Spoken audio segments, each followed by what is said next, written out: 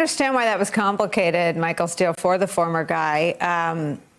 But I don't understand why the entire Republican Party insists on following the deplatformed guy who lost big time over the cliff. I mean, George W. Bush's first year was marked by bipartisan accomplishments on education and tax cuts. And I don't think we were anywhere in the stratosphere of 76% public approval for either one. The COVID relief package is a package of reforms and stimulus and money for vaccines and money for ventilation in schools that 76% of the American people want. And zero, zilch, nada, no Republicans. Yeah, I think that, when you're looking back at prior administrations who've had to go headlong into a crisis, whether it's Bush coming on the heels of 9/11, and then, of course, having to deal at the end of his term with the economic slowdown. Then, you've got what Obama had to deal with. The dynamics are very different than we see right now. And I really think Donnie puts his finger on the very salient, moving point about this. We have been in a space for 5 years in which, the government, the head of our government, the president, the members of his party told us that what we could not do, and that in the sense that they sort of played off the challenges and the desperation of a lot of people by essentially lying to them. And people were kind of putting that up against their own personal realities as they watch family members succumb to this virus.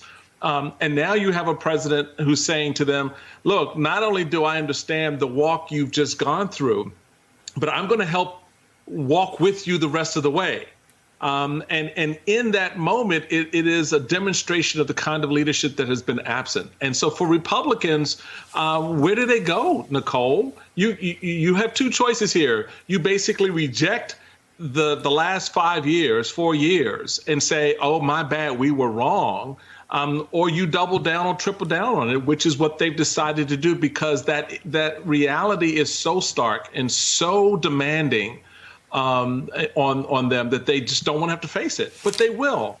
And they will next year as they try to go to the American people and say, put us back in charge after, the success of Joe Biden. That's going to be a hard argument to make. And I think, Michael Steele, what the Biden administration has deprived them of is an economic argument. Clearly, what the markets are responding to and what businesses are responding to is the promise that we will be healed from the pandemic, the promise that money will go to vaccinate everybody, that schools will be reopened safely. You could not have economic recovery without going through the pain of the pandemic. And I know that Republicans are making this bet that the stimulus will become less popular. I think the opposite is true. I think when moms and dads are in the position where they safely drop their kid off at school and they go back vaccinated into a vaccinated workplace, or if you're someone who has to travel, you feel safe and confident getting back on the road and selling your whatever. I mean, I think that when people's lives return to something that approximates a pre-pandemic normal, the stimulus package, it will be clear that was why that happened. It'll become more popular the more normal things get. Yeah, absolutely. And look, and the thing about stimulus is not just the economic piece. Everybody thinks of this as in terms of, $1.9 trillion. True, a lot of money. But I was talking to a buddy of mine who's living out in California, and yesterday was the first day his kid got back to school. And he was like, oh, my God, I'm so excited. It was just this whole nother level of energy. One, because, the stimulus for him was, we can begin to make some of these steps back towards normal. The kid gets go back to school where he wants to be with his friends.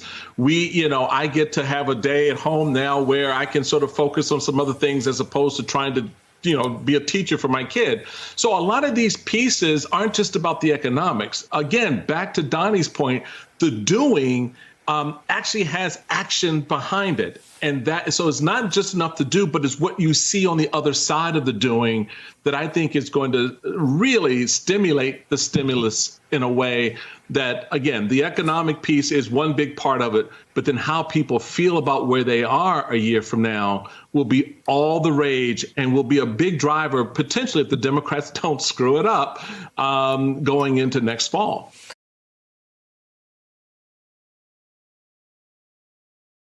Thank you. Thank you. Thank you. Thank you very much. Thank all of you out there. Thank you as always. Thanks to at home. Thanks for watching. Thank you so much for letting us into your homes during these extraordinary times.